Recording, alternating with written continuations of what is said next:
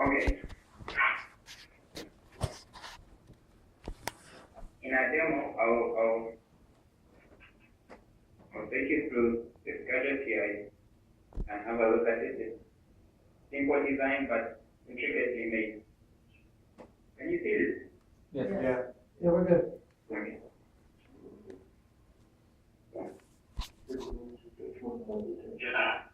So inside there is a microphone. The positioning of the microphone is very tricky.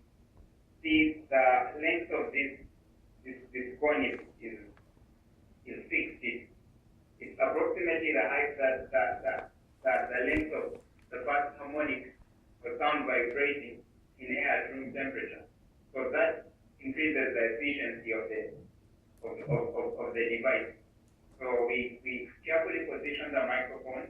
It's a unidirectional microphone. This way we have less issues of it picking up noise. Later on, when we realize that a mere tap on the surface of the microphone can cause an alteration in the reading, we've attached a metal bracket to the new design you could have seen in the PowerPoint, so that in case the midwife or the mother taps the device during diagnosis, it doesn't alter the reading. So what I have here is a 3.5 jack. I have the microphone enabled, but the audio is cancelled out. They both had to be here for it to be compatible with almost all the phones. But I had to cancel out the speaker because I have no need for the output right now. So I insert that right there. You launch the application. Yeah, so this is the landing page for the application. It has a quick diagnosis. We quick diagnosis. What this does? Quick diagnosis is a feature inserted in case, let's say, a mother had this at home. Understand why there's a quick diagnosis option. I'll take you through the expectant mother part of the application. This is a feature which is going to be free in the application. So what happens is this is made for exactly only one user. So let's say a mother will launch that part of the application, move over here to her profile, put in her name, a phone number. I need to remain in touch with her, and an email address, and also the last known date for a menstrual period. This helps me calculate the probable date when she'll be giving birth, and also helps me schedule her antenatal appointment. With this feature, I'm able to send a reminder to allow the system to remind her whenever she's supposed to attend to antenatal care. Ideally here, the mother's advised to attend to antenatal care about four times in the first and second, within the first and second trimester, and every month during the third trimester, every week during the first trimester, sorry. So this update here, let me start. And yeah.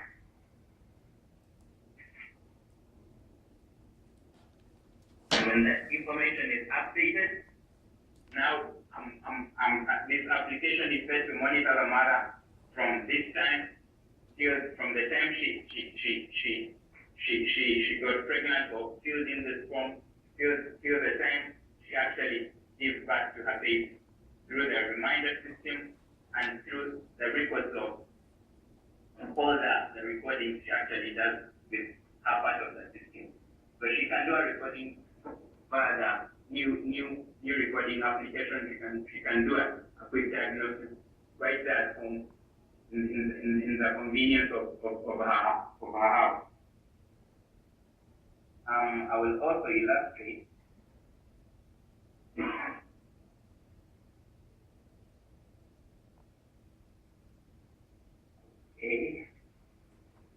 I'll also illustrate the the quick diagnosis. Now, since this application, this mother module can only be used, needs to only be used by a single mother at a time, in case there are other ladies in the community who wish to use the service, let's say somewhere from a neighbor or someone like that, in order not to interrupt the schedule this mother is on, they can simply do a quick diagnosis and know exactly what's going on with their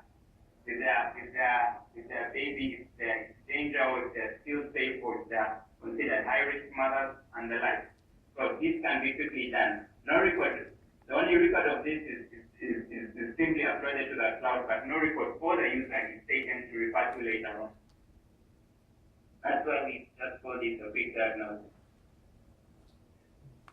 So this system module that I'm going to use to show you how this can be done. So to get some more lively feel of the magic application, that we have a volunteer here. He's called Joseph Kaizi. He's actually a team mentor. So he'll be our specimen for today. Okay.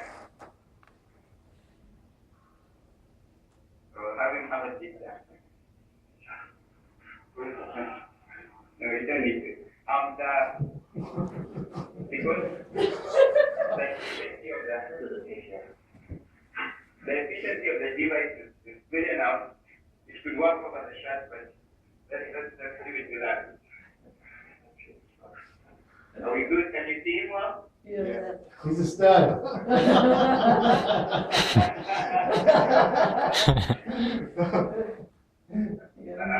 If relax, we don't want any alerts coming from the application.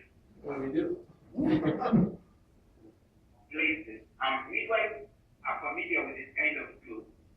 They know exactly where to place it. So the simple technique, place the tool, and as you can see, once it detects a fetal heart rate, it begins to show a more active visualization. So that's our signal to the user to begin recording.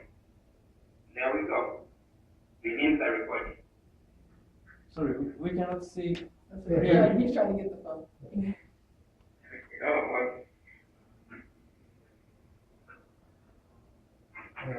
There we go.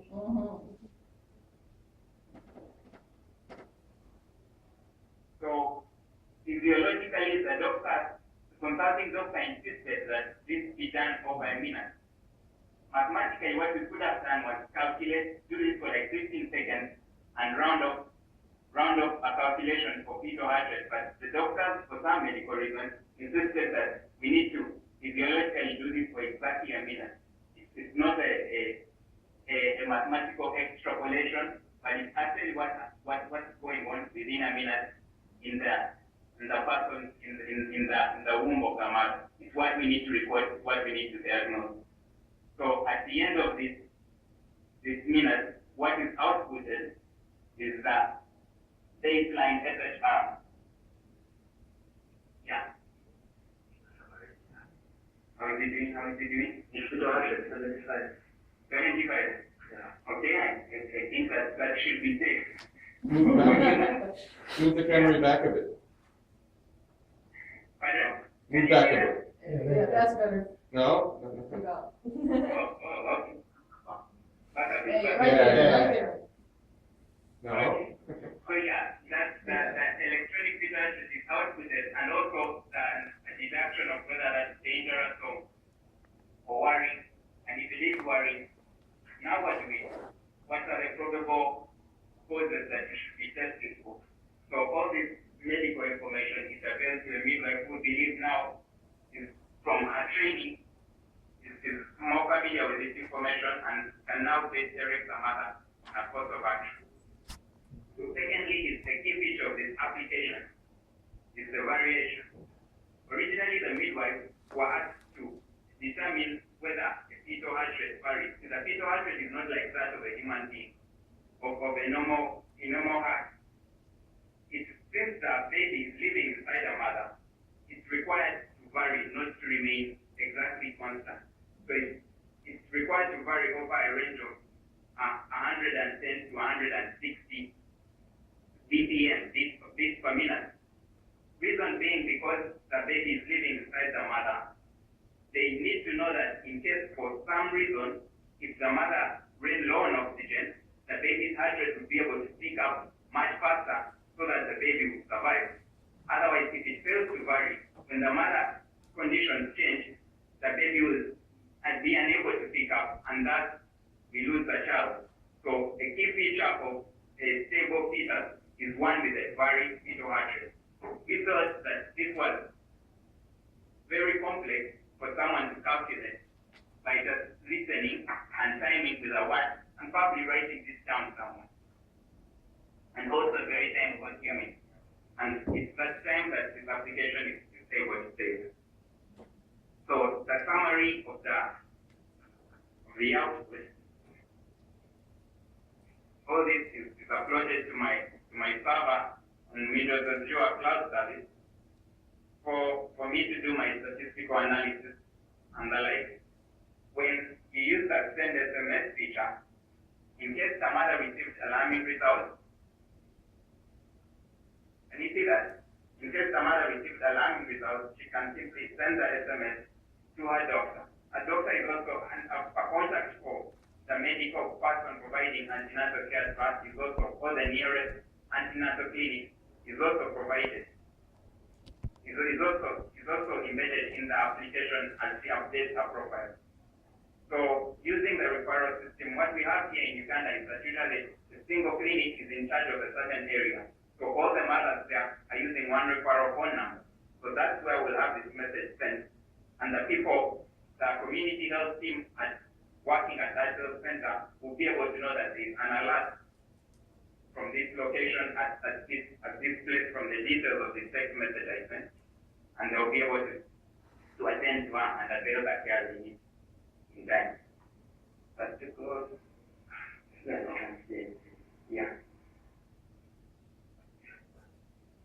So there's also a call feature, but we feel that the SMS feature will be more effective because they're more affordable and they're much easier to send. Yeah. In cases of red alert, the SMS is actually sent automatically. The mother is not required to even. The SMS is sent automatically to the concerned people who can avail help to her.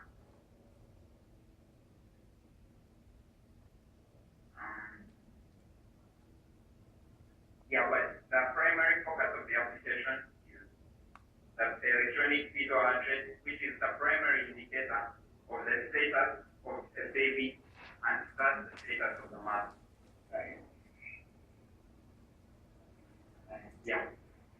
I hope you also noticed that all this just happened, right? We killed the internet connection.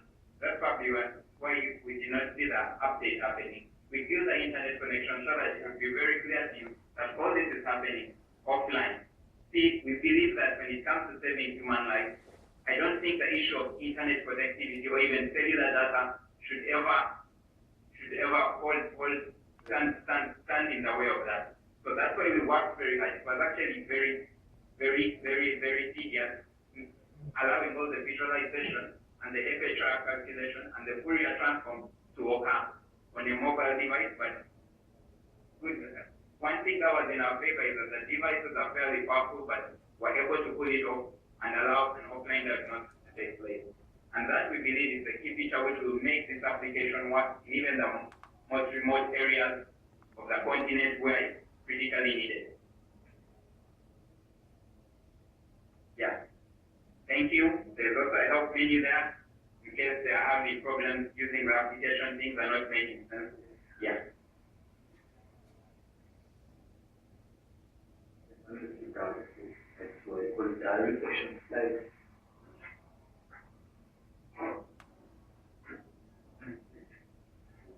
No, it takes time for the camera to focus with guys. Okay. Thank you. That's all we'll be having for a demo today. Great. Come